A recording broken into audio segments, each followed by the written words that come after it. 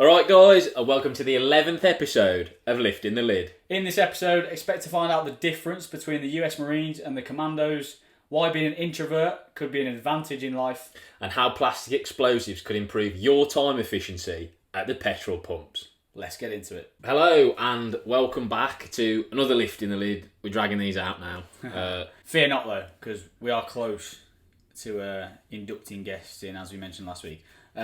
Yes, this one is a continuation on last week's Q&A. As we mentioned last week, we're now going to go military style questions. So any questions you asked last week for that kind of relate to the Marines or the military will now be answered in due course. So you've been patient, so now you get your reward. But first we go through the segments as per usual.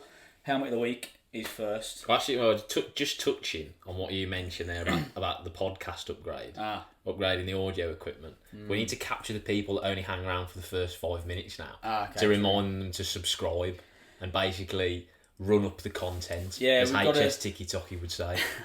Yeah, we've got to incentivise you here. So if at any point you enjoy what we fucking put out here, then subscribe on here and follow on the rest of the channels that exist. TikTok and Instagram, they're the only ones. Because when we hit 1,000 on any platform, we're then going to take the plunge and upgrade. And the upgrade means interview guests, basically, if we hadn't stressed that enough already. Yeah, so again, because we're just gobbing off at the moment. Yeah. So if you subscribe, we're then one subscriber closer to the upgrade, and then that means you get better content. Yeah, and I imagine there's probably a platform where you are subscribed or followed, but there might be one or two where you're not. So just go and remedy that situation, and then we'll be one step closer. Just bolster the numbers effectively. It's all hands on deck. Exactly. I'm only starting creating fake accounts soon. Anyway, helmet of the week. Let's go. Helmet of the week. So I'll let you take the lead on this because this is your brainchild. Well, I say brainchild. It's more just spawned out of frustration on Sunday when I was trying to square my life away for the week ahead and fill my car up at the petrol station. I discovered a new ick. People who take, I think, more than probably 5 to 7 minutes to fill the car up. Yeah, so the helmet of the week this week is petrol station faffers. Yeah. Basically, isn't it? And these come in many various shapes and forms. Yeah.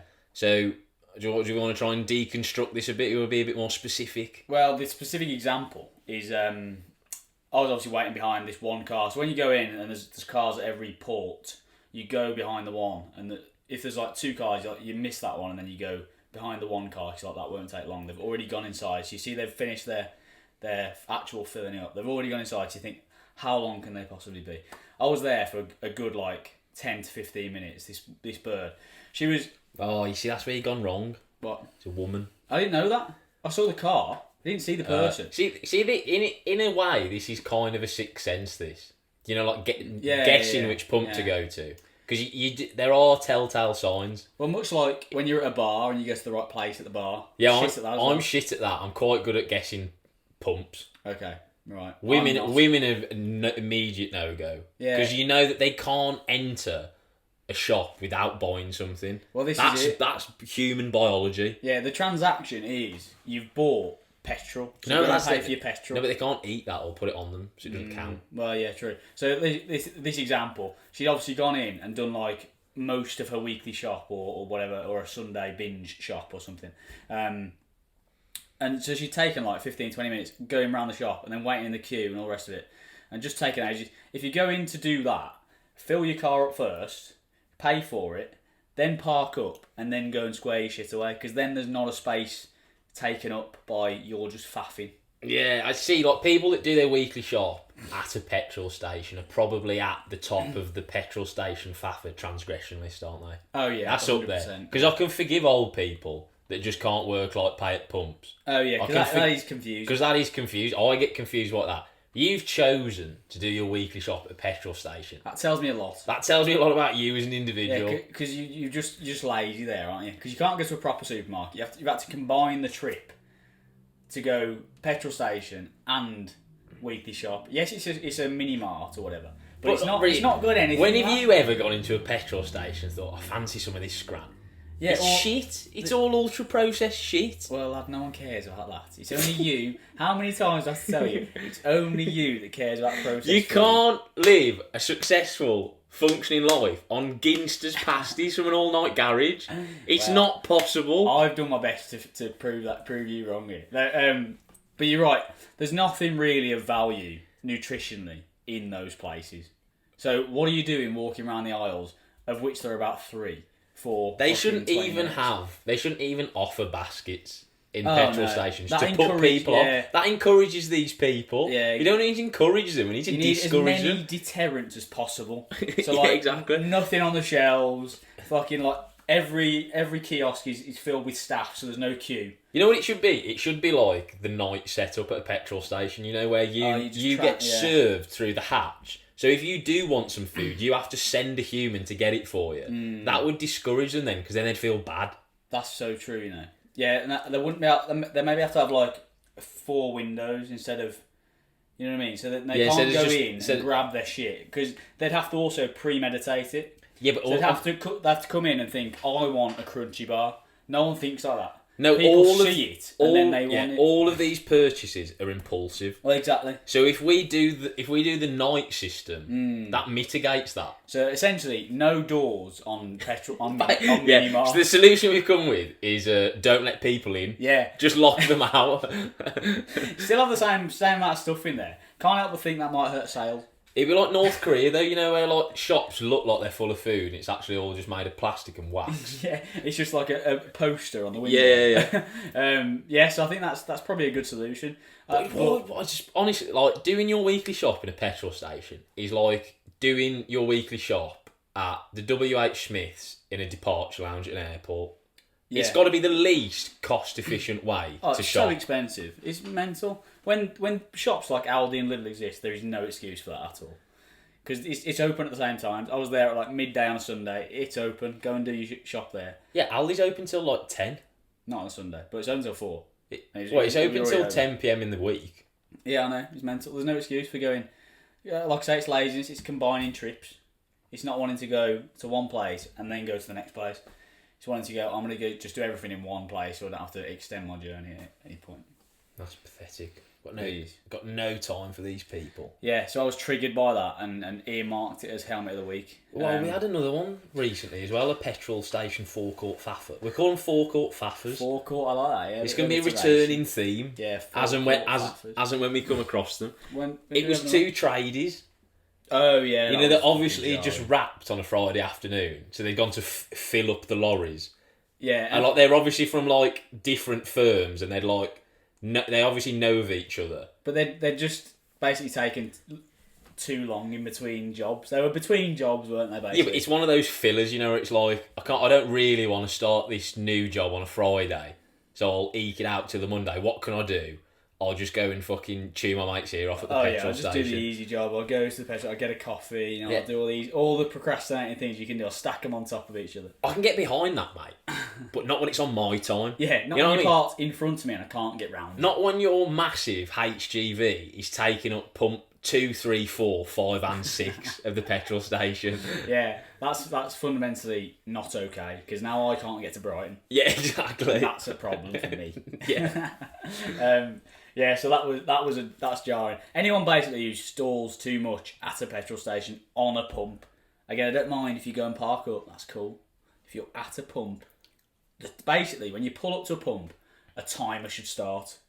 A clock should start. That would discourage people, because then you could shame people. Like, you've been 12 minutes 35 seconds, you sack. We do need to encourage more shunning in Western society. Ever since we touched on it in the Nepal episode, it has been playing on my mind. Like the shunning culture in Nepal. Because it works. It produces hard individuals, and everyone in the West is soft. Well, yeah. Hard times create hard people. Exactly. Shunning creates hard people. That's a new quote. It's not got a ring to it, has it? No, not really. But no, I think you're right. I think a bit of jeopardy at a petrol station. Yes, you've got a timer, right? And to make things interesting, if you exceed the timer, the petrol station blows up. So now everyone's rooting for you. Yeah, exactly. Because ultimately their fate is now in your hands. Well, it's a bit like when you've got like on the crossings and it's counting down. Yeah. And you think, well, I've pretty much got to sprint this now. You can't saunter across when it's 3 seconds to go. No. You have to bimble. You have to make a decision, basically. You've got to bimble across, or you've got to wait for the next one. But then equally in that situation as well, so I've been caught, where like pensioners have like set off thought too much of themselves and then actually set off with 12 seconds to go and it's not quite cut. Yeah, they've only made it legally, really, you should be allowed to mow them down. Yeah. Well, in my car, if you can see it in your car, it's a problem. Because you see it as like a drag race. You're like sat there, aren't you? You're like 3, 2, you're like revving 3, 2, 1. Like yeah, exactly. So I'm saying if the timer's up and there's still someone in the road, they're fair game in my eyes. Yeah, well, yeah, that's natural selection, effectively, isn't it? Exactly. Because you should be able to know your levels of physical fitness enough to think, okay, we've got about 10 metres to cover here. We've got about 10 seconds. I'll be good.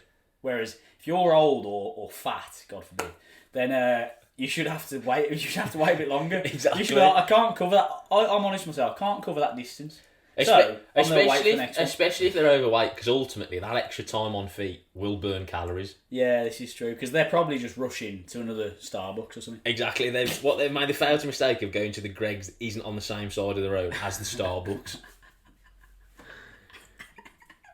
Yeah. So ultimately, I think what we've deduced from that is that timers are a positive entity. Yeah, for bring society. Bring urgency. If back. your admin and punctuality is shit, bring timers back into your life. Yeah, well, this is why put everything under a time constraint. Yeah, exactly. Parkinson's law, mate. I'm telling you. If you assign a fucking task to a certain amount of time, it'll get done in that time. Yeah. And if you don't assign a time window, you just fucking mill about. Another form of forecourt faffery is people that knowingly try and get on a pump. It's the only pump free, but they know it's on the wrong side of their car, and they try and make it reach. Yeah. Because there's a technique to this, so like you can pull it off, but most people don't possess the skill set. Don't you have to, I guess, like push a little bit further ahead? Bit further ahead, close to the pump as well. Yeah, not too close, you can't get out.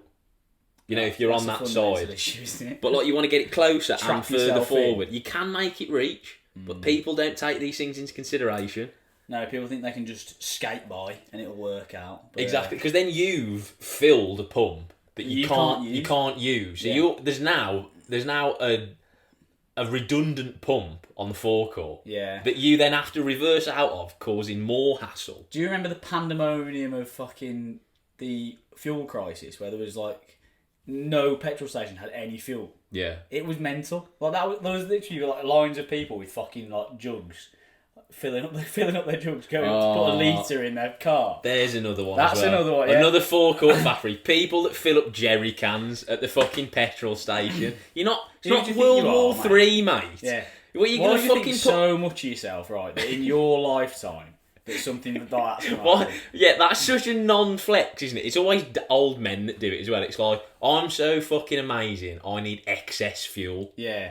It's not enough to just fill up my tank. I've got so many other internal combustion engines at home. I need more fuel for them as well. Yeah, it's not enough that there's a petrol station effectively every 4 miles. Yeah. You have to... You would... How the fuck... Also, I'll throw one of my mates under the bus here, but how the fuck do people run out of fuel? That blows my mind. Especially in modern cars as well. So like, it's not like back in the day, where like you probably wouldn't even have a fuel gauge. Yeah. Like in the 1940s or whatever. They're pretty accurate now. Modern cars tell you to the exact mile when you're going to run out of fuel, and they even build in a reserve tank because they know people are so incompetent that they will ignore the fucking warnings. Yeah. So my mate's had this happen to him twice. Right. That's natural selection. Yeah. That's ridiculous. I'm not going to name him. But he knows who he is. He does know who he is. But that's like ridiculous. You like you say, you get into the red, and then you think, okay, next one I see, I'm going to do it. What he's done, he's got into the red, and he's seen about 3 petrol stations. He's thought, nah, I'll be alright. There's a reserve on this bad boy. And I'll keep going. And then he's just at the side of the road getting AA'd. That is the epitome of kicking the can further down the road, isn't it? Yeah, I think just that you're in quite a heavy, moving can. I think in both scenarios, he was coming home from a long trip with work. He's in the military, so like 3 months away or whatever. Really excited to get home. Really buzzing to get home, and then he's like, yeah, well, if I stop, then there's an extra 10 minutes where I'm not at home. So I'm just gonna basically close my eyes, ignore the signs, and just think, fuck it, I'm gonna get through. What he's failed to take into consideration there is kind of short-term loss, long-term gain. What he's failed to consider there is that his fuel tank doesn't really care about his homesickness. Well, ironically, by refusing to spend 5 extra minutes at a petrol station, his time away from home has been prolonged by what I can only assume is a good couple of hours. Yeah, definitely, exactly that. Yeah, so it's not really worked out for him either time. So if you're listening, square yourself away with that admin, because it's normally me. You have to square away with that admin. So and actually, also listeners, if you have any other examples of forecourt faffery, let us know, because these come in all shapes and sizes, and the weirder the better. You can either message us on Instagram or bang it in the comments. If you message on Instagram, just put the pretense for forecourt faffery, and then put whatever it is. Yes, so that's home of the week anyway. Forecourt faffers. Yeah, world's better off without them. But unfortunately, they're always going to exist because lazy people drive cars. So more than not, really. Yes. So questions. Yeah, these aren't necessarily ordered in any particular way. I'm just going to fire them at you. There's not that many because I feel like I went for quality over quantity. Good. Because we'll riff on them. Because also, for context, for any new subscribers or listeners, we have done a few of these before, so go back and listen to them because we probably did the low-hanging fruit in those Q&As. Oh yeah, probably. This is a bit more niche. This is advanced.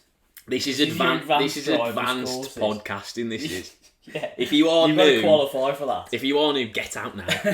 Yeah, don't. And you have to. Don't, because we need the average watch time. It's like Scientology. You have to pay to go through the levels. Yeah. So you've got to evolve to this. Yes, you have to evolve from the earlier episodes where they're not as good, but you still have to listen to them before you can get to this level of chat. I mean, the equipment's still the same. We haven't upgraded in about 29 episodes. But we've probably put more prep into those episodes as well, so you've actually regressed, if anything. But still, go and listen to them and then work your way up to this. Yeah, I can assure you. They're better. Yeah. Right, okay. Yeah. Question number 1.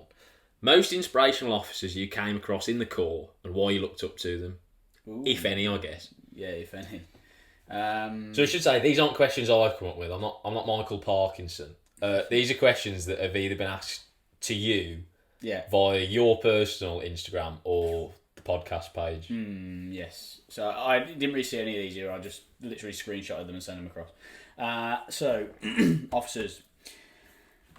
It's a difficult one. And equally, while we're here, we might as well do the shit ones as well. She throw them under the bus because I imagine that they'll come to life. They'll come to your mind quicker than the others. They do. So the one that comes to mind from, again, not shit, but like the worst I encountered. I don't really encounter too many terrible ones. Like in training, we had a 2-week. I had a 2-week period with this one officer who was really new to it. Had like pretty much no experience, and just came in and was kind of like really tyrannical straight away. Obviously, you're in training, but it was like too much. Like we were doing. Like, for example, I came out of a different troop where I thought it was hard there. Came to this new one. We basically, I don't know what we'd done wrong, something, apparently, according to him. And he was just so keen and eager. And you know when you just rubs you up the wrong way? So like, we had a room change. No, not a room change. A quick change, which is basically when it'll be like middle of the night, 2 a.m. And you've got maybe 6 or 7 assortments of rig you can wear throughout the week. So they're all prepped in your locker. So like your normal day-to-day, your drill stuff, your blues, your love it's all these kinds of different assortments of rig. Anyway, he'll yell one basically. He'll be like, okay, drill rig or something, 2 minutes. And so you have 2 minutes to get into immaculate drill stuff, which obviously involves like belt buckles, laces, all the rest of it, which can't be done in 2 minutes. Then you rush in, you fucking throwing all the shit out your locker, obviously messing up your locker. And then you come back and shock, everyone's out of time, no one's actually made it on time, so you get thrashed and then you do it again and again and again. Normally, the corporal, whoever's doing it, just stays at the top of the stairs just yelling shit. He was that keen, lad. He did it himself. Oh. So he'd prepped all of his fucking uniforms in the office before this thrashing, preempted it, and obviously been like, drill rig, and then he's seen us scutter away and he's gone, right, straight in, fucking like he's on the backstage of a set.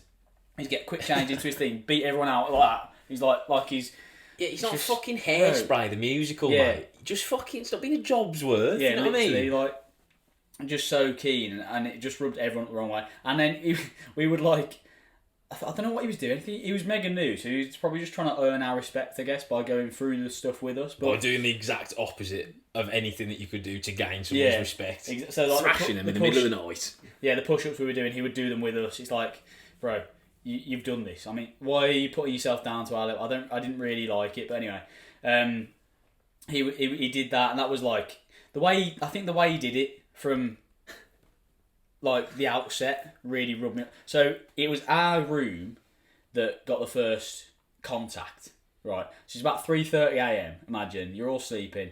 I up to that point was like, I thought, cause I did think, and you hear stories whatever of corporals and training team coming into your room in the middle of the night and disrupting your sleep.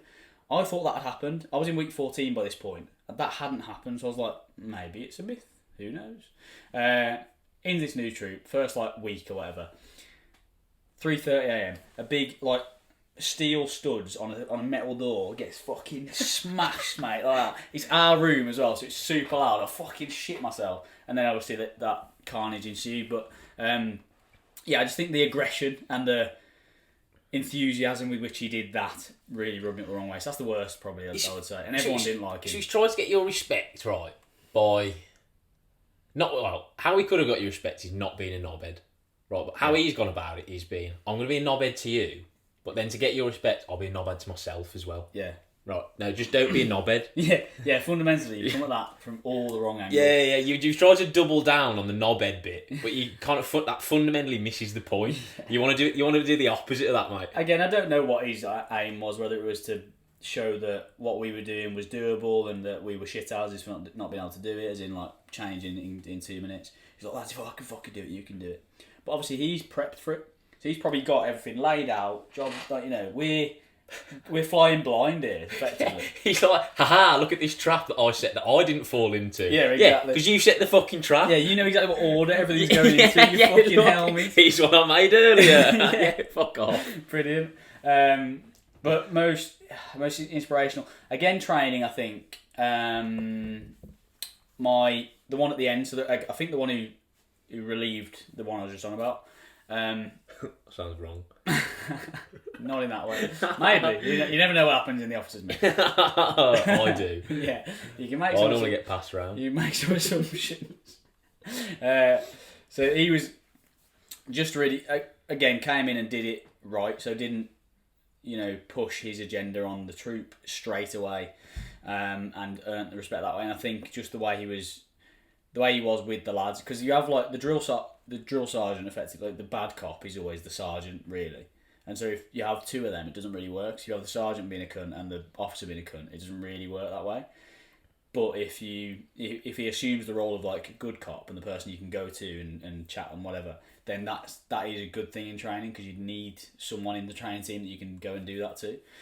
Obviously they were hard line as well, but it's one of the, I think he was the best at striking that balance between, you knew when he was gonna effectively discipline you, but you also knew that you could go to him and he would be like no rank, and it would be pretty sweet. So I think him. I think we have spoken about the art of leadership before, haven't we? In the context of the court. I can't remember which episode it was, but if you are interested, go back and find it. It might have been one of the lessons on it. Yes, that was it. So a few either 9 or 10 of lifting the lid. Yeah, so we spoke about it a bit more at length, so we won't go into it again. But effectively not just coming in and enacting your, like, I'm going to change everything straight away without any context or any respect given, So he was good at not doing that, and again striking that balance between being approachable but also kind of being authoritative when he needed to.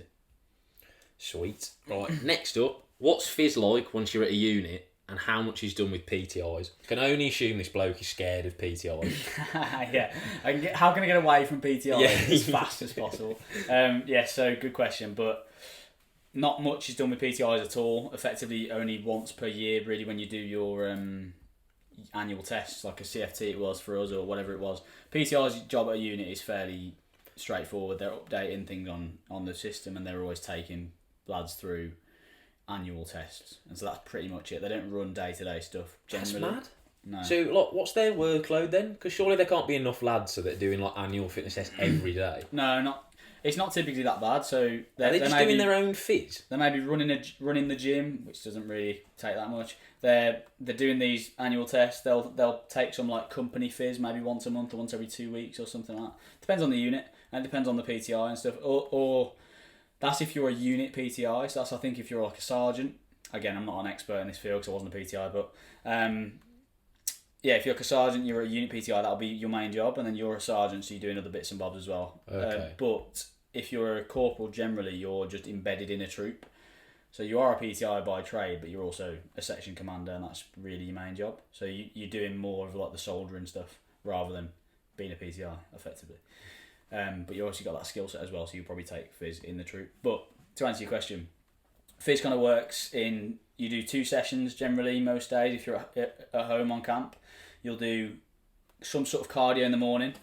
So it'll be typically a run or circuit ran by one of the lads. Is this our friend Zone 4 again?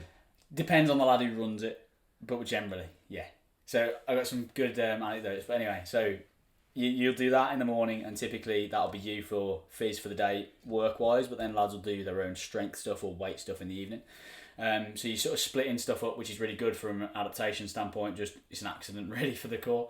But the lad who takes the fizz will generally just be a random bloke who doesn't necessarily know what they're doing with fizz, which is a bugbear of mine, as you can imagine. But it's just It's not great when being fit is your trade. No, but it's a vehicle for that lad to get in front of the troop, be delivering stuff, be confident, build confidence, all those things. So they use it for that rather than actually getting a good fizz session in, which is a bit shit. But there are other ways they could get him in front of the troop, you know. They could just make him get in front of the troop. Yeah, without compromising the physical health of the fucking exactly. in the troop. So yeah, I was always like, well, hang on, to work in even just to work in a shit gym, to take like elderly women through a fucking hit circuit, you have to have a level 2 gym instructors. So this bloke's never done anything before. You're going to ping him the night before and say, Smudger, you're doing a circuit tomorrow. So he's flapping. Yeah, exactly. Because his idea of fizz is just thrashing himself on a run, press-ups, pull-ups, or sit-ups. Shep, I've got fizz tomorrow, what should I do? And then I'll tell them, and then they fuck it up because they know what they're doing. So it's brilliant. Anyway, what would happen in the You've actually got a pretty good gym at unit. Oh, mate, yeah, really good. But you don't use it. You can't blame the tools. I know. This is incompetence we're talking about. There's a few examples here that are quite funny. So the one time we did use the gym a couple of times, but one of the few times we used the gym in at Bovington, there was a lad who was like really, really strong, but really shit at running because he was huge. So every time we'd go on a troop run, he'd be like far behind, and whoever be running it, be like a racing snake, like running 7:30s, like no problem. The lads would all follow, and he's like fucked at the back, like fucking slow down, you cunt. Anyway, he's done that for like 18 months. Before you finish, I can see where this is going. The theme of his session is going to be revenge, isn't it? Yeah. Yeah, so he's like 18 months of being thrashed on runs. Yeah. He's suddenly got pinged for fizz. He's like, right, this is my fucking day here. And he's chosen like 100 kilo deadlifts, like fucking weighted pull-ups, like all this shit that no one can do. We're testing out 1 rep maxes today, boys. Literally. So all them fucking racing snakes who only run and don't do any weights are there with a 100 kilo deadlift, like pure rounding their back and fucking injuring themselves and that. And he's like, yeah, fucking Serge, you're right. And then the same bloke actually, same 1 or 2 blokes, because again he was like 110 kilos, big guy. We would go on runs and he'd be like, fucking lads, I'm hanging out here. Can we slow the pace down? And all the lads are like, yeah, cheers, mate. You just need to get fitter. And he was like, right. And he went to the stripey and he was like, Sergeant, he goes, look, I'm getting a bit fuming with this. Can we just make a point here? Can we make every lad wear the equivalent weight of my body weight? So like, if you weigh 70 kilos, you would carry 40 fucking kilos. It didn't happen in the end, but I mean, that would have been ridiculous. Because lads would have instantly realised, right, okay, I get it. It doesn't quite work like that we're running. I know, exactly. So that's one thing. And then at 4-3, so you're behind the wire all the time. So the fizz is ridiculous because you're doing like 2-3 sessions a day because there's fuck all else to do. You're just like a caged animal, basically. Yeah, you're like an athlete in that place because you just eat. You sleep loads because there's not much to do. There's not a massively hectic routine, and you do loads and loads of fizz. However, the fizz again is lads choose it. So lads get into CrossFit quite a lot. And so, or some lads do and some lads really don't. So you can imagine the lads who do get pinged for fizz and they're like, right, so we're going to do like 100 thrusters at 60, like 100 front squats. Blokes can't even squat, mate.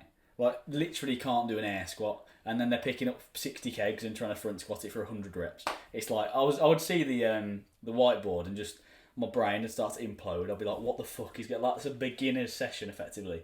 And they're doing like a CrossFit Games session. Yeah, you're doing like complex, like Olympic lift. Yeah, you're doing like what the weights that would be in an RX CrossFit competition.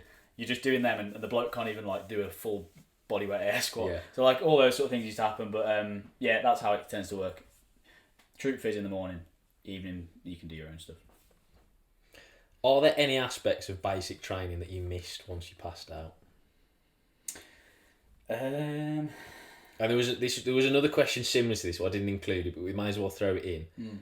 If you could do basic training again, would you? Oh, that's an obvious answer. It depends. It's quite short-sighted, that question, I thought. Yeah, to yield the same result, maybe. To just do it for the sake of it, no. What do I miss? I think just like I said before, I think the simplicity of it. So it is obviously hard, but I think hard and simple sometimes can be nice, whereas, you know, sometimes life outside of that can be quite complex and you've got loads of other things to think about.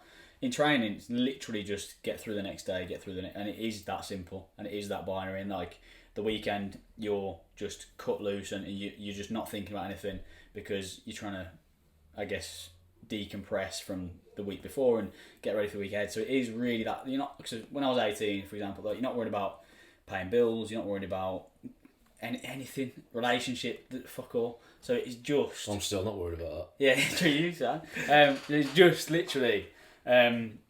You're getting through that next, and there's something nice about that. I think that's what I miss. But again, I don't know whether the juice is worth the squeeze on that, because like you get the simplicity of it, but you also get it's fucking nails every day. You certainly wouldn't do it for the sake of doing it. That's psychopathic. No, that's like sadist behaviour. Yeah. There's no way. Would you do it? No. We've already talked about me and the military don't mix. I certainly wouldn't do it. You'd be hilarious. I'm not cut out for the military. You'd be fucking hilarious in the military. I think far too critically for basic military training. Mate, you'd fucking hate it. Because some of the stuff you do Corporal, for absolutely no reason. Why are we doing this? Yeah. Right, we're doing it twice now. Yeah, exactly. Nah, why are we doing it twice? Corporal, I've rapped. Yeah, you probably... Well, again, like you think it's the higher education thing, don't you? Yeah, we spoke about this. Was it in the last podcast we spoke about this? My brain has basically been programmed at university to question everything. Because that's effectively what you do at university. Yeah. You're told to read a load of shit and then question it. Right, okay.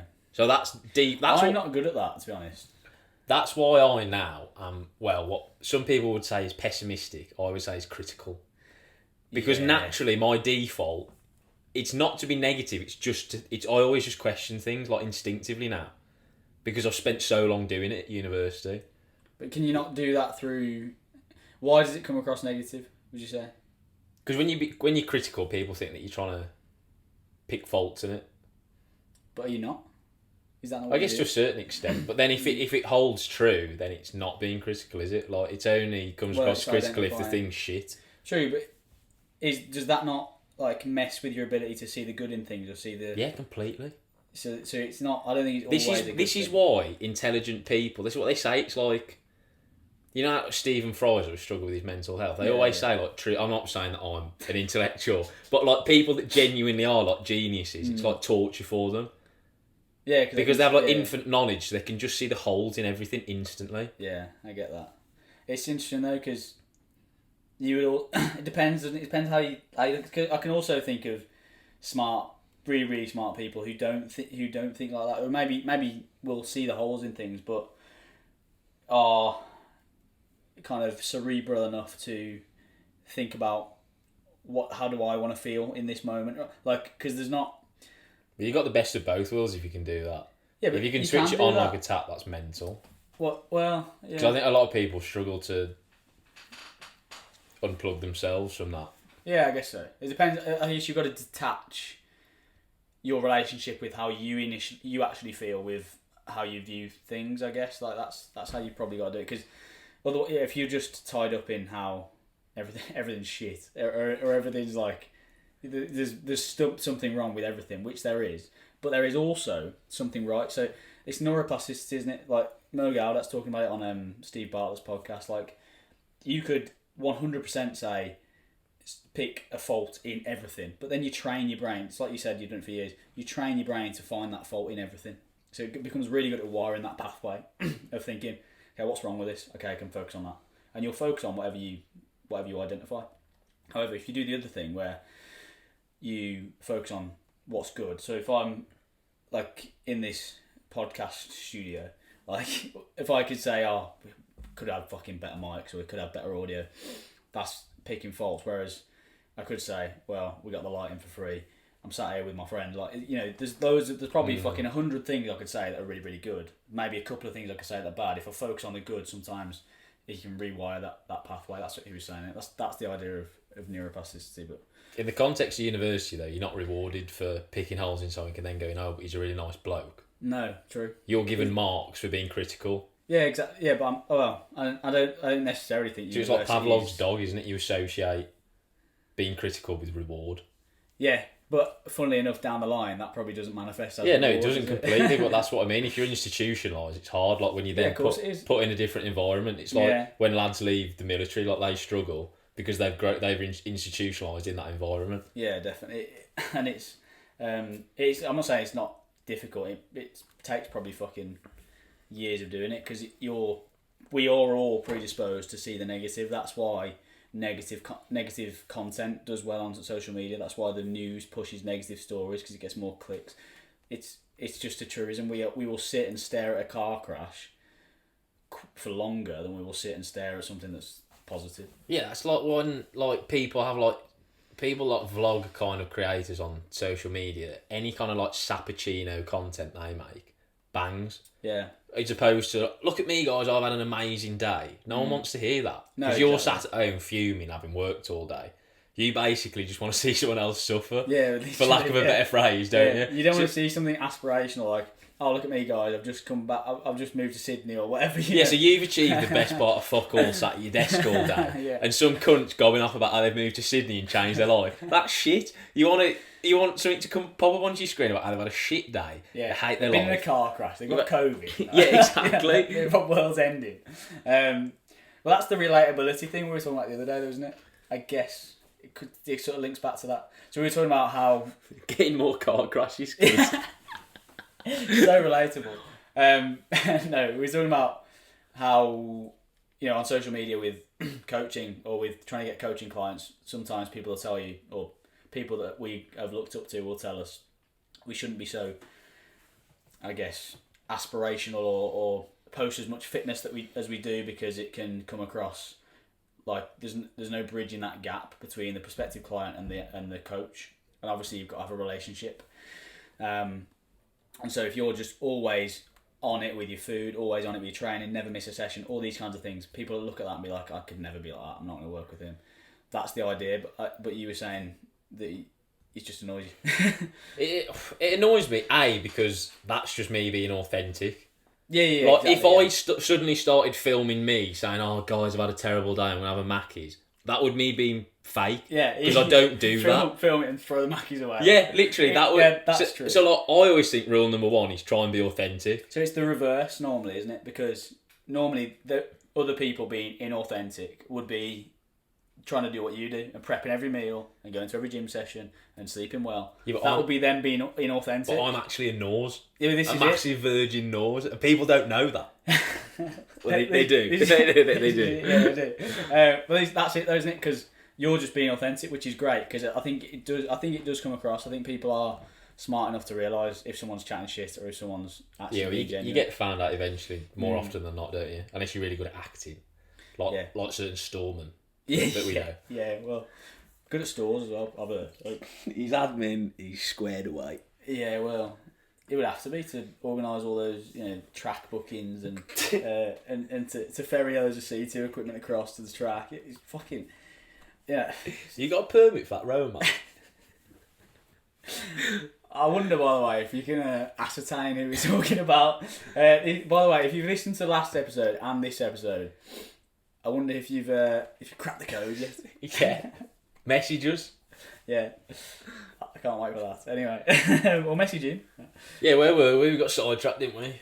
And a minor DMC there. Did we get back to another question? I think you were talking about... Because we were asked, are there any aspects of basic training that you missed once you passed out? We answered that, didn't we? Did you answer that? Yeah, I think I did. Yeah, you said the simplicity of it. Yeah, there we go, yeah. Right, so let's move on. Let's go on to another. If you could tell yourself one thing before you started Royal Marines training, what would it be and why? I feel like we kind of probably touched on this in the 10 lessons. If I could tell myself one thing. Like sunk cost fallacy? Were you kind of intuitively aware of that anyway? I think something around be more diligent with things or kind of be more professional or I don't know what the word, thoroughness, I think. Because I was really guilty of just take the shortcut, do the minimum, try and get by. Because everyone does that. Because there's so much to do. There's almost too much to do. You have to cut corners in certain things. Well, you've only got a certain amount of energy as well, so you have to allocate that energy wisely. Yeah, exactly. Or maybe it's that. Then maybe it's kind of be more efficient with things because I don't think you could be 100% diligent with everything because there just isn't that time in the day. No, I think that's almost how training is deliberately orchestrated, and they know that. But it's about teaching you to find the balance of allocating that energy, if that makes sense. It's deliberately challenging because you've got so much going on, so they're looking for people that can strike the balance. It's task prioritisation, isn't it? Yeah, so you're looking at, okay, what's the most important thing here? What do I have to get done versus what do I want to get done? Do I need to order a Chinese right now, or should I probably clean my fucking shit before I do that? So it's about prioritising your time and tasks and stuff. And to be honest, play the game a bit more. This is terrible advice, but we had it so I don't know if it's still the same, but was when we did it. In the first, I think 4 weeks or maybe 2 weeks, certainly the first phase anyway, you're not allowed to use washing machines, so you have to hand wash everything. Why? You'd be terrible. Just because you do. I don't know. That's stupid. That's so time inefficient. Yeah. That's the point. Right, well, that exchange exemplifies why I wouldn't get on very well at Limpston. The literally point of it is to make it awkward and to show you if you can be. So if you get your uniform fucked, all dirty and that, and then you put it in the washing machine, that washing machine is doing your job for you, effectively. That's going to be clean regardless, isn't it? Provided you can use a washing machine. So you don't really have to put any attention to detail into that process. If you're cleaning it yourself, you have to fucking scrub shit out of that. And it means that if you haven't put the effort in, that'll show when it dries. So that's, I think, where they're trying to go with it. Anyway, one of the lads who ended up doing really, really well in training and is doing really well in his career now, but he just fucking was like, this is bollocks. And he's an older lad. He's get on board with this guy. Yeah, he was like, this is fucking shit. No one's going to catch, no one's going to know. One person from the troop did it. No one knows. So we used to have, I'm not sure about this, but I'm sure he must have done. In the first 4 weeks, you have a Lumi tab, which is like this fucking bit of orange mind tape you have to wear around your chest to make sure everyone knows you're a sprog, basically. And so you're in the first 4 weeks. So I'm assuming if he'd have been caught in that place with that on, people would be like, hang on. So he must have taken that off and gone into the washroom, and he used the wash facilities in like week 1, 2, 3, 4, which just meant his fucking foundation period was so much nicer than everyone else's because he had proper clean stuff. Didn't have to worry about hand washing it. You used to think, how the fuck's he's pit already? And this goes back to what I always say: work smart, not hard. Absolutely, and he did that the entire way through. There was a time. I threw him under the bus here. I'm not going to use his name. He's zone 2'd all of his washing admin while you've been zone 4 in it. Yeah, he was at IC, so he was in command of a section. And in the final phase of the training, they cut you away. So you're with only lads in training, right? So you're not with any training team effectively. So his section were off on this tour in Dartmoor, just miles away, having to bed down for the night. Typically, you have to put sentries out. That's just obviously you have to have security, and that only really matters if the training team are going to come and check. And he was like, lads, it's like, there's 4 hours until we got to be up. The training team are down there in that hut. We're about a K away. there's no way they're coming up here. He was like, there's no way they're coming up here. So get your heads down. And I think he got away with it. That's what I heard. I wasn't in his section, but it could be a bit of a shit dip. But I think that's what happened. So he was just playing the game the entire way through. See, I can get on board with this bloke. He sounds amazing. He did really well. I think he was like a diamond at the end. He was like did really well in training. He's an ML now. But yeah, work smart, not hard. I think maybe a bit of that, work smart, not hard, and a bit of, I guess it's the same, isn't it? Be efficient with your tasks and stuff, and try and prioritise things a little better. But again, that's what it's there for, to teach you, isn't it? The other thing I think would be try and be a bit smarter with not just taking thrashings, because I was fit. I was like, if I get thrashed, fuck it, I get free fizz, isn't it? So I didn't really give a shit. That's the wrong mentality to have. Yeah, exactly. So I was like, I didn't give a fuck. So if I failed the kit muster, I wasn't ready for kit muster. I was like, well, I'm gonna get thrashed, but fuck it. And I did that for 14 weeks. In the first phase of training, I was like, I'll be fitter than everyone else, which is true. But it also means your first 14 weeks are shit because you're getting thrashed all the time, and you're known as the bloke with shit admin. So like, brilliant. So I think probably just have a different relationship with thrashing, because I was like, well. I got to a point where I was like, I want to thrash all this. It's fucking sweet. Yeah, that's a dangerous mindset to have. Yeah. Because someone on the training team definitely thinks they can break that mentality. Yeah, exactly. Someone on the training team will take that as a challenge. I was going to say, they'll take that as an insult. Yeah. And they'll win. Right, okay. Who's better, US Green Berets or Royal Marine Commandos? Oh, I don't know much about the Green Berets. Do you know much about the Green Berets? So that is the term used for United States Special Forces, isn't it? Yeah, a portion of... So the United States forces are so fucking big. And it's set up completely differently to British. Yeah, so there's like Rangers, forces. there's their Marines, which are... So I think... They're their own entity. Yeah, so this the United States Marine Corps is like bigger than the British Army in its entirety. Yeah. And they just do their own thing. If we've got any Yank listeners, they'll hate me for this, but I'll try and say what I think is the equivalence, right? So the Marines, for the US Marines... I believe, are a similar level to our army. Okay, hear me out. Then we've got the Marines and the Paras for us, which are tier 2. So they're the echelon above the army. I feel like they're Rangers, Green Berets equivalents, and Navy SEALs equivalents, right? Then you've got the bit above that in the US, which is like Delta Force and DevGru and all the SEAL Team 6. So the Special Forces tier 1 is like SAS, SBS for us. Right. I think that's kind of a layman's structure. That's confusing. I've never really understood the structure of the US forces, to be honest. And the reason why I say the Marines is the same as the Army, so the US Marines is the same as the British Army, is because I believe they do like 12 weeks training or something. Maybe it's 16, I don't know. But it's nothing like 32 weeks, so you can't map the two across the same. And I've seen the US Marines do some fucking mental shit as well. So what's the standard of like the basic US Army then? Like Boy Scouts in the UK? I don't know. How long's their infantry training? I don't know. You got into No, I can't be honest. I have no idea. But I don't think it's as long. And they do have... obviously just far more of them. Think about it, right? Purely from a practical perspective, there's so many of them, they can't train all of them effectively. It's a bit like if you had a CrossFit class with 2 coaches and 10 people, you could give decent direction to all of those people. If you have 1 coach and 35 people, it's a little bit more difficult to make everyone the same level. I think that's probably a decent analogy. Yeah. Because it, like you say, they're just so vast. There's no way they could probably be as like choosy with who gets through, I guess. And I don't know what the actual tests are. So like the Marines, our Marines are kind of famed. Commando tests are known around the world. I don't know what the US Marines tests are. I feel like I would if I were Niles. Yeah, I don't know either. Because I know about Hell Week in the. I was just about to say. Obviously, I only know of Hell Week. I know Ranger School is fucking horrific, I believe. So where do the US Green Berets and the Rangers sit within the US military? Are they under the umbrella of the Army? I think so. Definitely, the Rangers are, because they're the Army Rangers, I think. Right.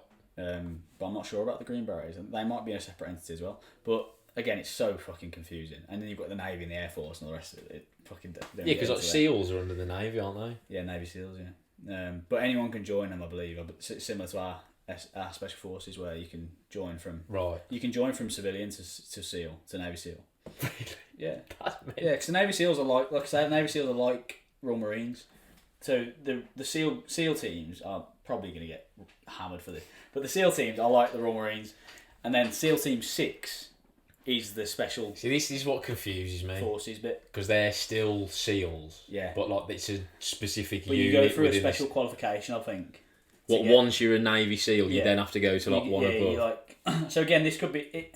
And you in the British Army, you've got like Special Forces Support Group, and you've got Pathfinders from the Paras. So like there again, so you've got Tier 2 here with Marines and Paras, and then you've got slightly above it is probably Pathfinders and SOSG. Yeah, it's like new. So it gets like more nuanced. A little bit nuanced once you get into the smaller units. Haven't the US Marine Corps got their equivalent of like a Pathfinder? It's what that guy from SAS Who Dares Wins was in. You know, Dev Grew in it. He was in Dev Grew. I don't know what that is. It's like their equivalent of like reconnaissance, I think. Okay, maybe he seems. It's like the top. It's like the top 1% of like the US Marine Corps, I think. Because he seems to think he's the bollocks. Yeah, if he's to be believed, they're fucking hoofing. But you know what Americans like with their own PR? You know what I mean? True. He's also said about is it Billy Billingham? He said about he's just. Fucking, he says he's the bollocks. Yeah, he said he's awesome, and he's that enamoured with him. It makes me think he's never experienced anyone who's at the same level. Because Billy Billingham was like a fucking regimental sergeant major in the SAS, which is insane. He did like 20 years in SAS. Like 22 years. So like most people don't even do 20 odd years in the military full stop. Yeah. And he did 20 years in the SF alone. I know. And he was in the Paras when it was absolutely nails, like in like the 80s or something, or the 90s. Yeah. Whatever. He was instructor at Depot as well, wasn't he? Yeah, he would have been. He's fucking been everywhere, mate. He's like 30 years. Well, I was listening to him in interviewed when I ran Shrewsbury half marathon. That's what I soundtracked my half marathon with. Nice. He's had a mental childhood as well. Yeah. He grew up in Walsall. You know how deprived that is. No, I'm joking. Yeah. When he was like 16 though, he fell in a vat of like caustic soda or whatever. What? Yeah, he left. He got kicked out of school, and then he worked illegally in a factory doing nights. And it was like a metal plating factory, you know, where they like strip metal down with acid. Yeah, fucking hell. And he fell in a vat of acid. Like, because the bloke who was operating the crane went for a piss or whatever. And he was like, I can do this. This is piss. So he broke the crane and then like got up onto the platform to try and fix it. Jeez. Fell into a 6-foot vat of acid that's designed to strip metal. That's got. And apparently he doesn't know how he survived, because apparently he jumped in and then in the same movement, like vertically vaulted straight back out of it. So it was only up to like his knees. That's bizarre, you know. But it melted all the skin from below his knee, basically. So it's a think about that. It's 16. A miracle that he's even walking. It's a miracle he even got into the parachute regiment. Yeah, now he wouldn't, probably, with medical stuff. He'd probably be like, no, not taking that risk. But apparently, because he was already like buttering up the recruitment office before he did that. Okay. Like they were pretty good with his rehab and stuff. Right. But like, imagine that would fucking finish some people off. Oh yeah, well, he's a horror film, that. Yeah, his career like that, just alone, like you say, being 20 plus years in SF, just tells you everything you need to know about that bloke. Yeah, which is why he's revered by even like foreign. Yeah, or even military forces, large bravado Yank SF blokes. Yeah, even think he's fucking hoofing. Foghorn Leghorn. Yeah, yeah, which is mad. Yeah, went off on a tangent again, but I mean, yeah, I don't know. Is the answer, but I think probably similar. I would say. I think the best way to probably ascertain it is compare the training. That's probably the best way. Yeah, that's compare what you have to go through to become a Green Beret compared to what you have to go through to become a. Think critically, because remember, Americans are good salespeople. True. They're the world's best PR agency. Yeah, don't just type it on Google, because you will get something that's rather biased. Yeah. Thoughts on combat engineers. I can only assume this bloke's a combat engineer. I hate these questions, right? Whenever I do a question box, it's so out of context. It's mental. Thoughts on insert regiment. It's like, what am I supposed to say? Yeah. Shit. Like, yeah. You know what I mean? Yeah, I don't know. So he's on about the Royal Engineers? No, he'd be on about like. Or in the Corps? In the course, like, is it? Did we cover this on the specialisations episode? Potentially. Are you going to signpost again? Well, I would do if I could, like, definitely confirm that we actually spoke. But there's a commando branch that are engineers. There's also assault engineers, which you could be referring to, which is a really cool specialisation where you do like demolitions and stuff. I reckon he's on about that because I reckon he's heard about that and thought, ooh, explosives. Oh yeah, maybe. Well, assault engineers is really cool. You have to be half decent at maths to get in. So all I really know. Yeah, you're fucked. Why is that? So you can work out like explosion sizes and stuff. Yeah. So you can do all these numbers. Fuck that. Number Save time. Big is better. Yeah, that's what the Americans do. Yeah. Exactly. What can we need? What do we need? £3,000. Okay, so use 5,000, and we'll probably cover it there. The Jeremy Clarkson School of Explosives. That is. That probably works. More power, bigger, and better. Yeah, well, that's the American school. Funny enough, map over. I can get on board with that. Fundamentally, I can't get on board with America. It's weird that. Yeah. It's incongruous, isn't it? That is incongruous. Strange. Yeah. So anyway, when I get those questions, don't ask me those questions because I don't know how to. I'll never answer them because, like, when you say thoughts on RAF, thoughts on Commando Engineers, thoughts on what's the new one? The Ranger Regiment. Or at least be specific or provide context. Yeah, what do you mean? Thoughts on... What am I supposed to say to that? Oh, well, they were all shit. They were all cunts. Right. I met one of them in a bar and he fucking banged me out. He shagged my missus. Like, I don't know, mate. Google it. Best thing. Yeah, don't know. Has it... Right, this is the last question now. Okay. So, has anyone you know gone SF? Yes, they have. A few people. So again, I mentioned this on one of the episodes back when we did the first bit. It's a pretty natural progression for people to try it, and because you're thinking about, I think like 70% of SBS are ex-Marines, so pretty high percentage. Some other units drip in as well, but there's always going to be some people who go for it and then eventually make it. Generally, it takes like 2 attempts. From my experience, lads will go initially and get a feel for it. Or fail something, or get injured, or maybe just not expect what's to come, and then they'll go on again with a better understanding of what to do and go through. But yeah, loads of people. Certainly, I know loads of people who've tried to go SF. I know a few people who've now badged, but.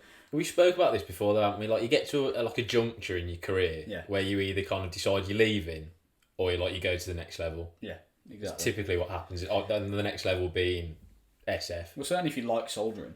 Yeah. Like, where else is there to go? Nowhere. Like, there is only.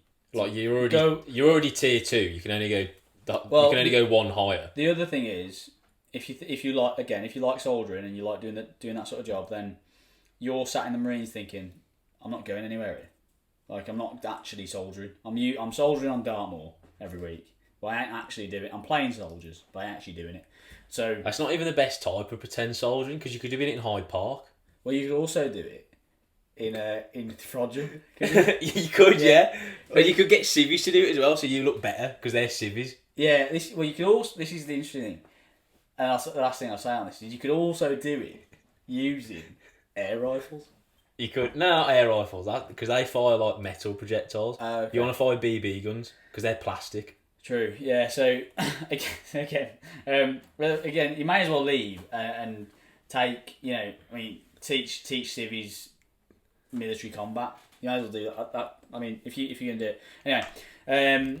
So if you're again sat in the Marines and thinking I ain't going anywhere, the only thing you absolutely know is that SF are busy, so they're doing shit. They're always out doing whatever. So I've never thought about this actually. You are right though, because we're not kind of actively engaged with any conflict at the moment. If you're kind of, I don't know, harbouring for war, should we say? If you're trigger happy, you've got a lot of demons in your closet.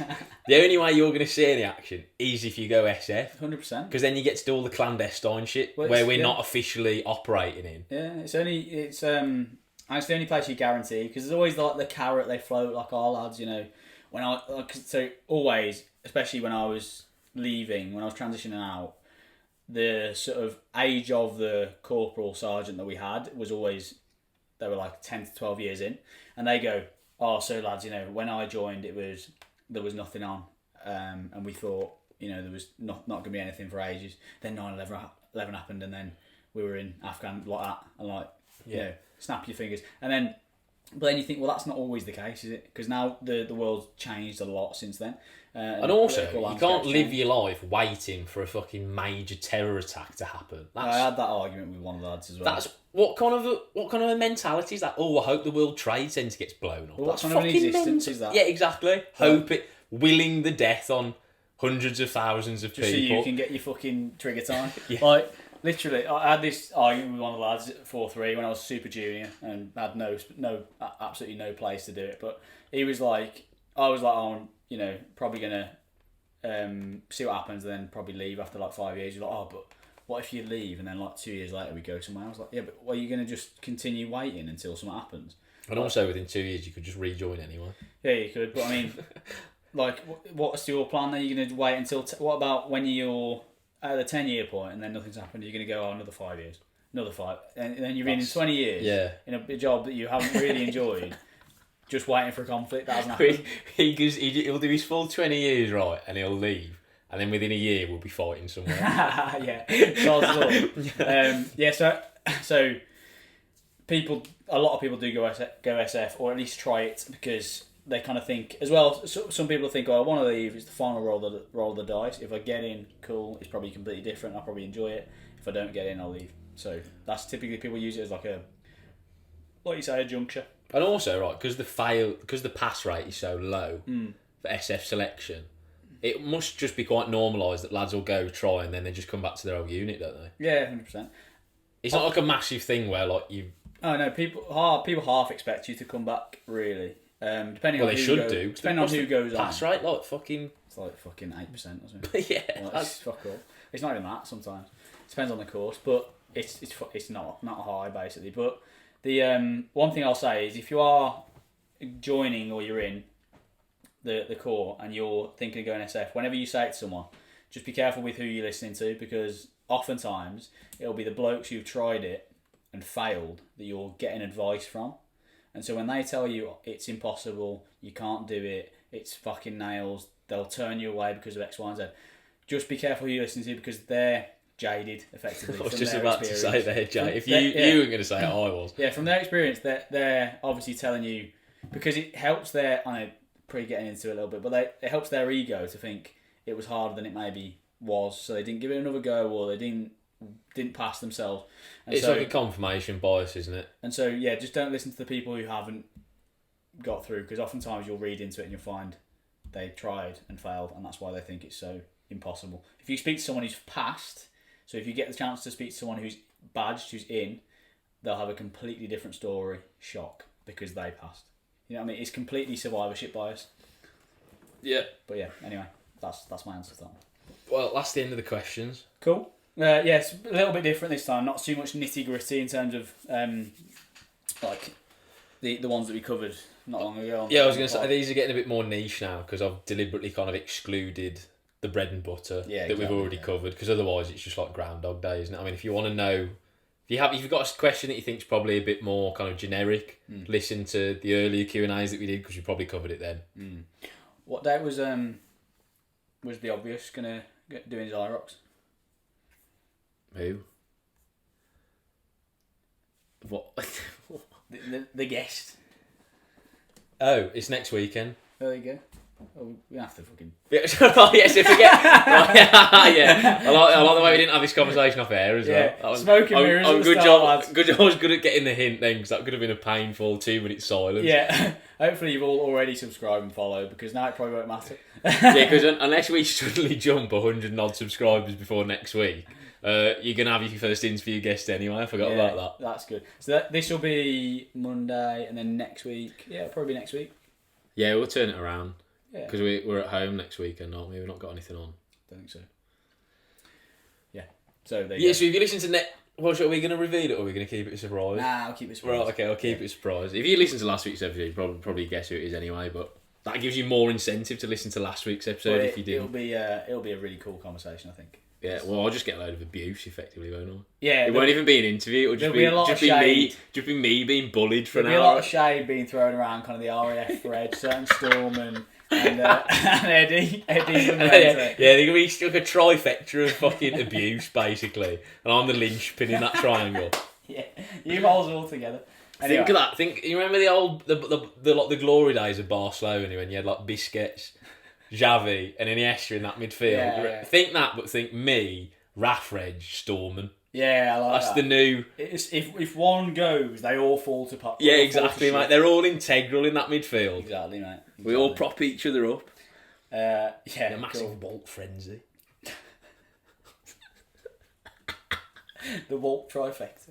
There's someone else kind of who's going to probably enter that fray. We need to probably change the formation to maybe a diamond, I guess. A diamond midfield, I like this. And up at the pinnacle, centre attacking mid. Spends a lot of his time in America. yeah.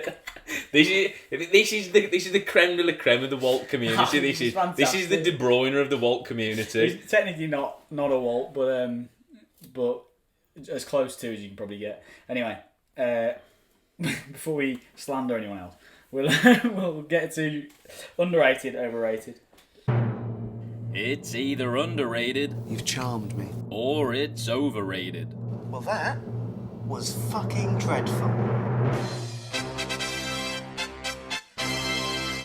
So do you want to go first or shall I? I'll go first if you want. Mine's not really provocative, I'll be honest. Okay. Mine's actually just quite mellow. Quite mellow, yeah. Okay, sweet.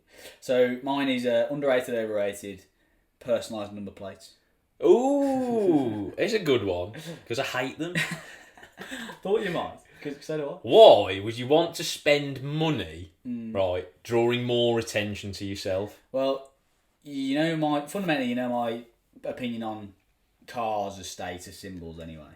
Useless and ridiculous, because a basic car can do everything you need it to. To get a car as a status symbol and then tack on another status symbol that tells everyone, by the way, I spent 40 grand on this car, but I've also spent 8 grand on this number plate, just so you know my name. You don't know who I am, right, but you know my name spelt in like hieroglyphics, because I haven't actually got the name. That's the one, isn't it? It's where they want the status, but they can't quite afford their proper name. So they've got like the Morse code equivalent of their name. The only time it's cool, right, is when you've got a bloke with a fucking Lambo and it's just like 2 letters. That's class. Yeah. Because then you know he's a baller. Or they just happen to have a short name and they actually have managed to get their name. Or like Leo or something, that is good. But if you've got like... If you've got like a 5-letter name or like anything above that and more than half the letters have had to be replaced by like numbers, that's shit, isn't it? It is. Just have a normal number plate. I know. I literally don't get the rationale behind it, because cars are expensive anyway, insurance expensive, all the rest of it. Why are you then spending more money on it? Because as well, I always think if you're buying a car that's and you're always going to, if you're someone who's going to get a personalised number plate, you're definitely going to buy a new car first of all. If you're buying a new car, you want everyone to know it's new. The only way people know it's new is the fucking number plate tells you it's a 22 plate or a 23 plate. That's so true. Why are you covering that up with your fucking Emma on the back? Like, what's going on? All that's going to do, right, is draw unwanted attention to yourself. No. And this happened to one of our mates, Joe Dudley. So he used to have a personalised number plate called Joe Duds. Oh, yeah. And he drove a really distinctive, like, limited edition black Corsa. So he was immediately identifiable in the local area as Joe Dudley. Yeah, and past a certain age, that car is no longer cool. It's no longer cool, but also he would drive it like a knobhead. So on various occasions, he would do something questionable. Oh shit! That would go against the highway code, or he'd abuse someone or something. And you just know exactly who it is. They would know exactly who it was, and it would get traced back to him. So lo and behold, he doesn't have a personalised number plate anymore. It's the equivalent of throwing a rock through someone's fucking window with your name on it, and it's fucking ridiculous. So stupid. Who's that speeding there? It's Harry Shep. And the rock's got a go faster stripe on it. Yeah, exactly. But like I say, the only time it's cool is when you can actually absolutely nail it. Also, I did see one that was pretty cool, where, and this is pretty much the only time, it was a blacked out, like matte black Range Rover, right, brand new, and it had drug dealer on the back. Ridiculous. That's great. That is Again, absolutely mental. Unwanted attention. Wait, from police, probably. But going back to that thing you were saying about status and cars, have you seen what they're doing in Dubai now? No. Because obviously, like, the status game over there is like next level. So it's not enough now to have an amazing car because everyone's got an amazing car in Dubai. It is now all about number plates. That's mad. So it's about like trying to get the lowest number plate you can. That's mental, isn't it? So I think they're all issued in terms of like numbers or something. So like basically, the richer you are, the lower the number on your number plate effectively. So like people will try and buy your number plate off you to the extent where now number plates are if you have the right number plate, it's worth so much more than the actual value of your car. So you could drive like £3 million car. But your number plate's worth and theoretically, the fucking bit of the strip of metal on the front of it that just identifies it legally is worth like double its actual value. It's ridiculous because it's the equivalent of like the buying the blue tick on Instagram. It's like so the same thing. Like you're paying, like you haven't done anything. Like you've just paid for it. Like you haven't actually achieved anything there. You've just fucking bought it. So I don't get it. Well, that's kind of encapsulates how kind of vacuous the whole status game of cars is. Yeah, especially in Dubai when it's like so extreme. Yeah, ridiculous. I have certain moments of weakness where I think, I'd like a new car, it'd be sweet. But I know, because at the moment, like, I'd have to buy it monthly. The car I would want anyway, which would be a ridiculous car, but like, I'd have to buy it monthly. I know 110% that maximum 2 months in, I'll be fuming about that payment coming out of my bank every month. Imagine you're like a 2-year car, whatever you've got, and you've got 400 quid coming out of your account. Probably alright for the first couple of months when you're like, this car's sick, like fucking heated seats, whatever.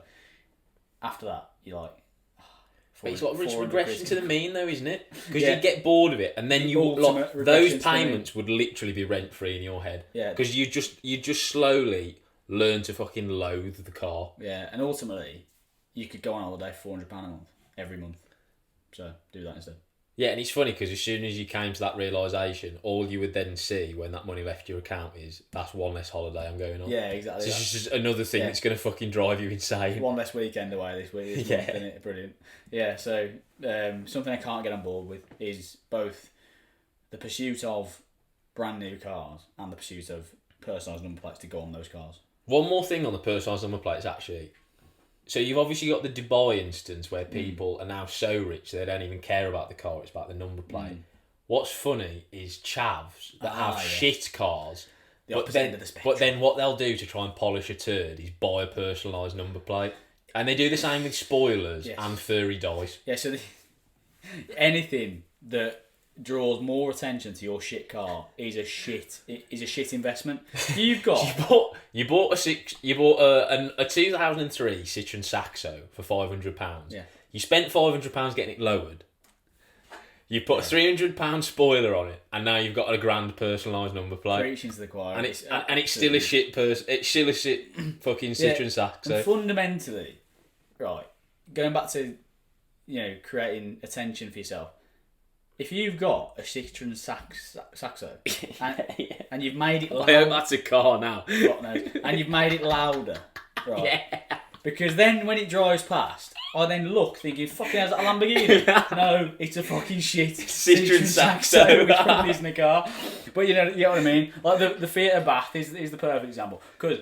Right, I don't know about cars. I know it's fast. Right, okay, I know it's fast. But I just see a Fiat 500. All I see is a Fiat 500, and I expect a leg bird to be sat in it. What always is the case, it's a racer bloke, and he's revving down the fucking street, and I'm threaded. That's a cop-out, really, isn't it? Because like you said, to a car nose, that probably is a good car, but I just see a Fiat 500. So I just assume that the bloke driving the car is a homosexual hairdresser. I'm sure that's the energy he wants to give off as well. Anyway, yeah. I swear, like, I know, again, this is just more sweeping generalisations now. I don't think Fiat Baths are that cheap.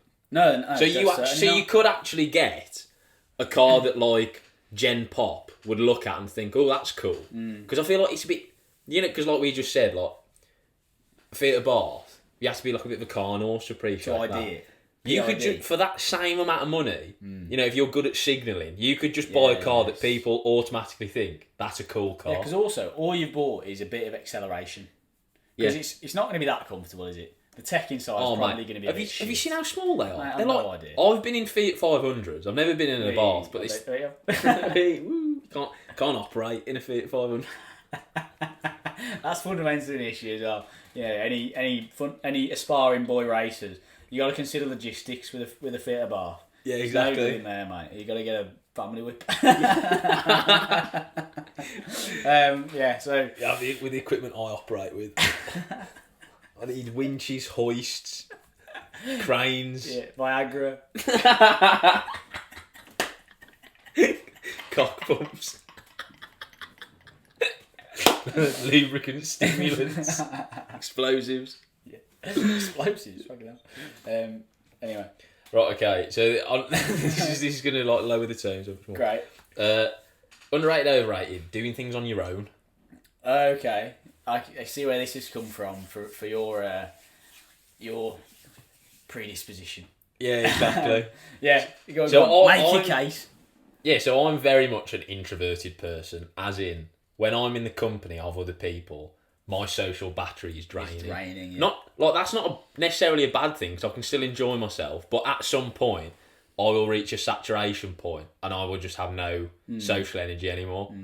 Whereas I understand some people are extroverted, and when they're on their own, they're actually draining. And it's in the company of others where they charge. Yes. Which is a fantastic... Which would be great. That's mental. Because I actually have to remove myself from people and almost live like a recluse for certain amounts of time in order to then be able to go back and socialise with people. But you always want what you don't have. So, you know, if you're an extrovert, like you say, then you really struggle being on your own. You can't always access other people. So if you are on your own all the time, then you're depressed as an extrovert. So that can be a really tough thing for them to deal with. Like I say, that is a really good definition though of introvert, extrovert. If you don't know which one you are, kind of put that frame to it. So like, if you're in a social situation and you're losing energy because you have to interact all the time, then you're probably an introvert. But not necessarily in a bad way either. You're not thinking, oh, this is so jarring talking to people. Because you can still have fun. Yeah, of course. But you will, at one point, and at some point, you will think, fucking, I'm tired. Like, whereas extroverts wouldn't think. They just keep going. Because like you say, they're charging effectively. It's like solar, but from social. But like I say, those people would really struggle to be on their own. And there are times in your life where you're going to be on your own, like when you're travelling somewhere or whatever, you know. That would kind of be a curse, actually. I never thought of it like that. Yeah, definitely. Because when I'm on my own, I'm happy as Larry. There you go. So you're because I was a low maintenance, really. Because I was an only child as well. Yeah, that's so like helps. it's just the default for me. So I can entertain myself for hours on my own.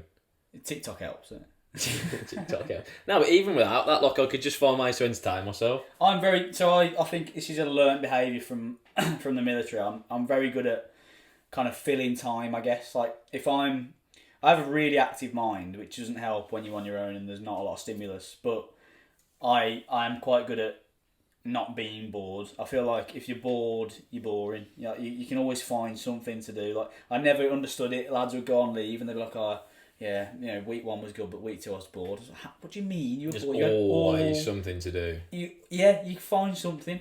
So I think sometimes it's this really nice kind of quote this is actually from Jimmy Carr, which you probably heard him say. He said it about 4 million times in that podcast you shared the other day, this morning or whatever. Is that disposition is more important than position?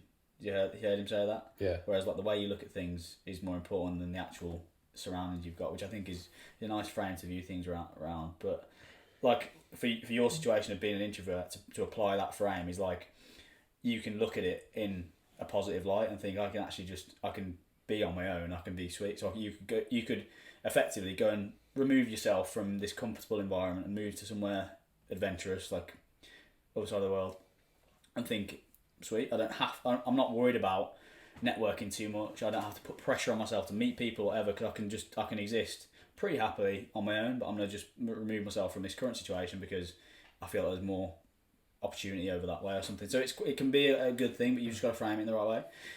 Yeah, but in the context of this underrated, overrated. Oh, yeah, I sorry. think doing stuff on your own is underrated. Yeah, I'd agree. I like it. I think it's a good chance for you to actually reflect on stuff. 100%. Especially if you're not just on your own in your pit. Like if you go out and like you have different. If you can kind of people watch and then mull over ideas in your own head, I think it's actually a good it's a good thought exercise to do. This is why I really like the idea of the long run that we've talked about this week. Like certainly on your, I know we used to do it together, which is also great because it can be jarring just running fucking hours on your own. But at a certain point, I think being on your own for something like a run or something, because mine fucking races. I'm always if I've got it there, I'm always on my phone. It's a terrible habit, but it is. I'm always working or whatever. So if I'm on a run, I'm forced not to do that.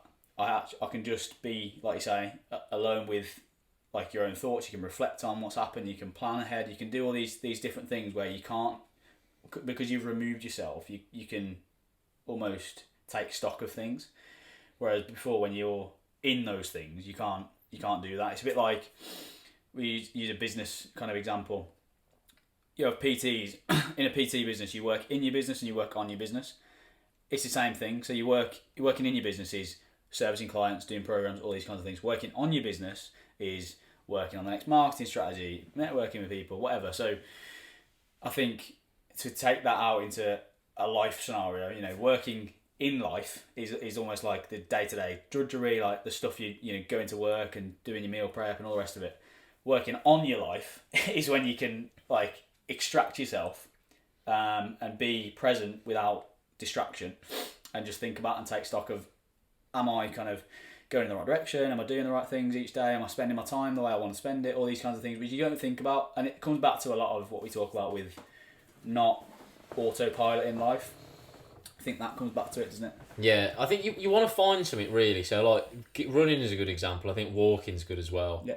Maybe like going for food on your own. Basically anything whereby you have just enough stimulus to keep you occupied. And you also and obviously with running and walking you have that catharsis.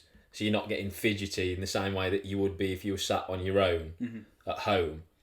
But equally, it still leaves enough cognitive function to also then process other thoughts as well. 100%. This is why running again. The easy run is so overlooked, and not for a physical. Because you're not thrashing yourself, so you can think about other stuff. Yes. But you've got just enough going on physically, so you're not getting agitated. It kind of burns away those initial, that initial energy to worry about stuff, and it allows your brain it allows you to think at a little bit of a higher level, I feel. And again, it depends on your fitness level, doesn't it? You could do a walk and that could be your case, or you could do a run and you'd just be at the right teetering zone.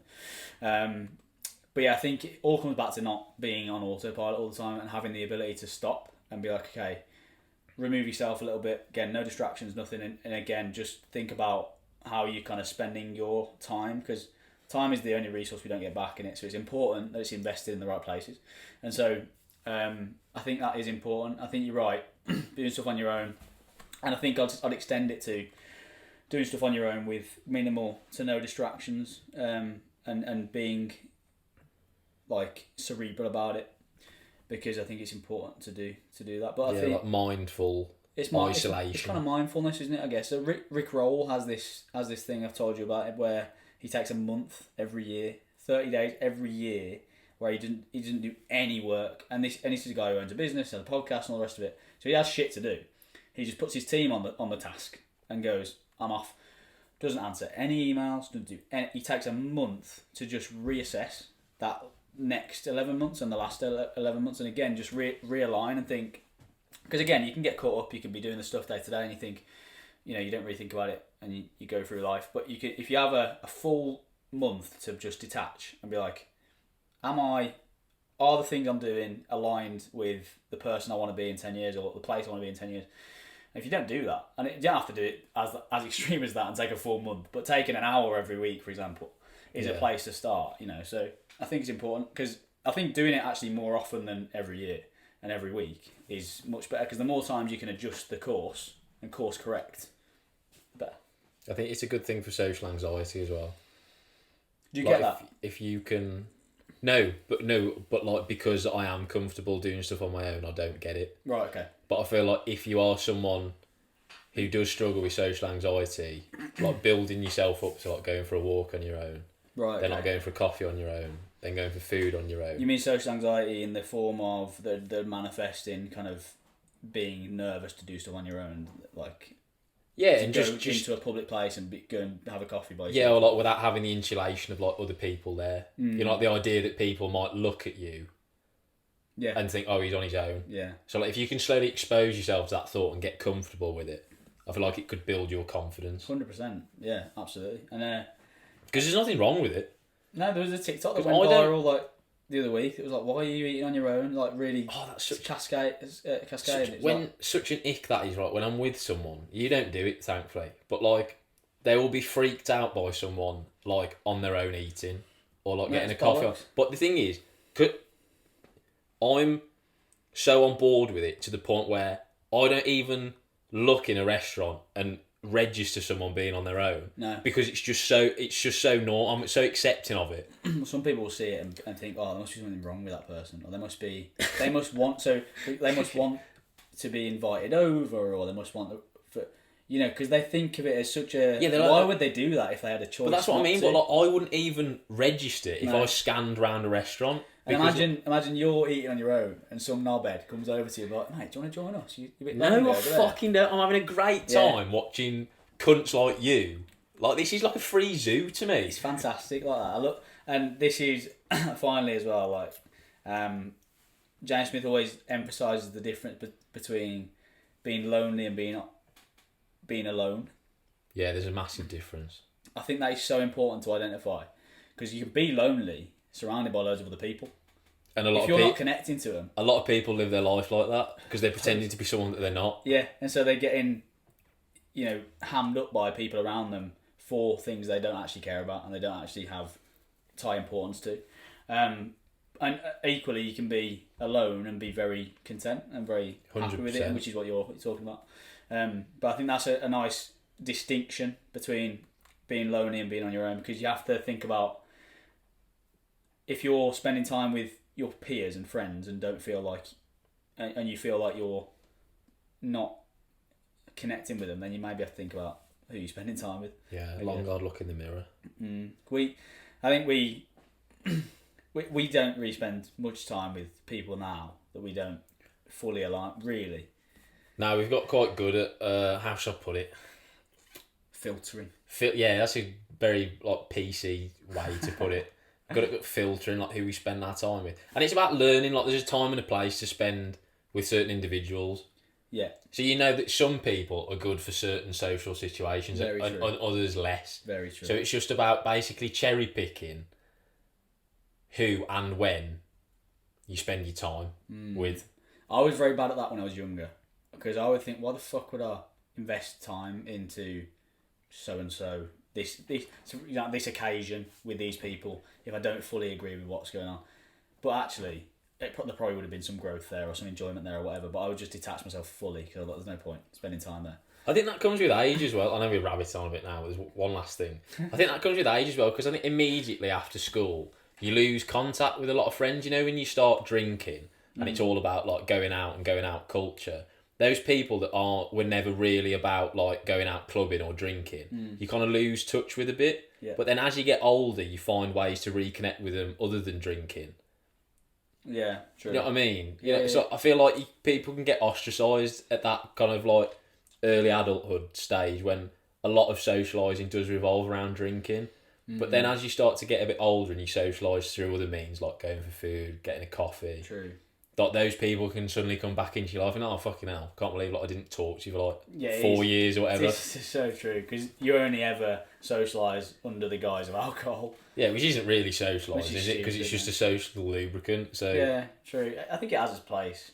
Certainly in that age, that demographic, 16 to 24 kind of thing is that age. I think you need to get it out your system, as it were. But I do think after that, it's a bit of a changing of the guard, isn't there? And you start to feel a bit different about it and have a different relationship. Or certainly we have, anyway.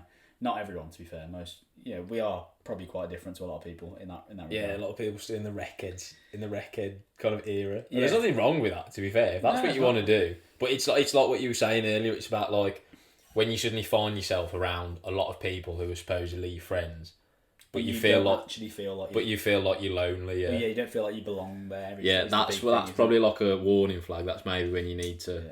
Because if you just like getting pissed, then that's fine. Well, it's their life, isn't it? There's nothing wrong with that. Nah, true.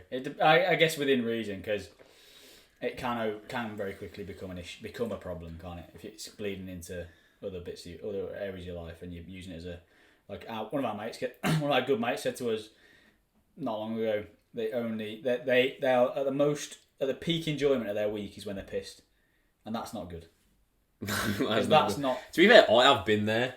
No, yeah. And not looking back, I now identify that as a time when my mental headspace wasn't great. It's 100% because you're using a destructive drug effectively as your peak enjoyment in the week. It's a toxin. Yeah. Alcohol. The peak enjoyment of your week is consuming a toxin, which is quite literally destroying the cells of your body. Yeah, and if everything else around that becomes even more dead to you, then you're just going to more and more frequently go to that peak and go to alcohol, and you might do it 3 times a weekend and all the rest of it. So that's what, a lot of people our age that we watch on a weekend do. But anyway, we'll start gobbing off now, I believe, because we've still got another segment to go. Oh shit, for fuck's sake. Right, I'll hand this one over to you. Yes, reason to be cheerful, super quick. Reasons to be cheerful.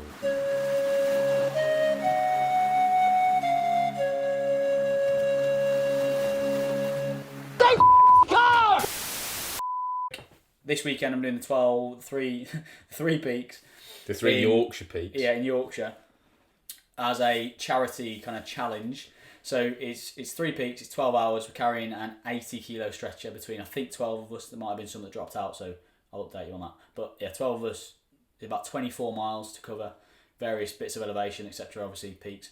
And it's to raise funds for a brain tumour charity. So one of my good mates, their friends, he's 38 years old, got a stage 4 brain tumour, and so we're doing it. We're kind of putting ourselves in the locker to raise a bit of money for them. So there will be a link in the description. If you've listened this far, then go and give it a tap, and anything you can give will be greatly appreciated. But yeah, that's my Sunday this week. Yeah, so by the time this episode's gone out, you will have actually done it. Yeah. So donate, because I'll be fucking in the locker on Sunday. Yeah, and if you want to know how Shet got on, then go and stalk his socials, because he'll keep you updated there. Yeah, it should be on there. It's 12 hours from 6 till 6. So 6 a.m. till 6 p.m, I believe. That's the cut-off anyway. Hopefully we do it fucking sooner. I don't be on my feet for 12 hours. Yeah, you want to be in the pub by 6, really, don't you? Yeah, surely 6 hours. What's that? 24 miles? You can't really do it because it's up and down, isn't it? I can't say I've ever carried a stretcher that far either, which is good. I've had very limited exposure to stretcher carrying, mainly just in like fizz, and it's jarring then for about 30 minutes on and off. Yeah, it's not really nice. It's going to be a prolonged 12-hour period would not be good. Yeah, it's going to just be a case of like good handovers. Because obviously there's 4 on a stretcher at once. Everyone else is resting, so just kind of handing over when people need it. I think is probably the way to go, but we'll see how it goes. I've got no expectations or even inkling of how it's going to go, so we'll let you know. Thanks for listening. This has been a rather rambly episode, but hopefully you enjoyed it. I think there's some decent nuggets there to take away. There were some nuggets of wisdom, and I will try and clip them up so the wider internet can also appreciate them. Perfect. Awesome. Anything else? No, just that next episode should be our first ever guest interview. Yeah. So put fucking notifications on, because you've been waiting for this for 28 episodes or something. Yeah, we've drawn it out. And if the next episode, for whatever reason, isn't a guest interview, it's because it's all gone south. Yeah, we've had a big fallout. Yeah. Alright, cool. Peace. See you next time.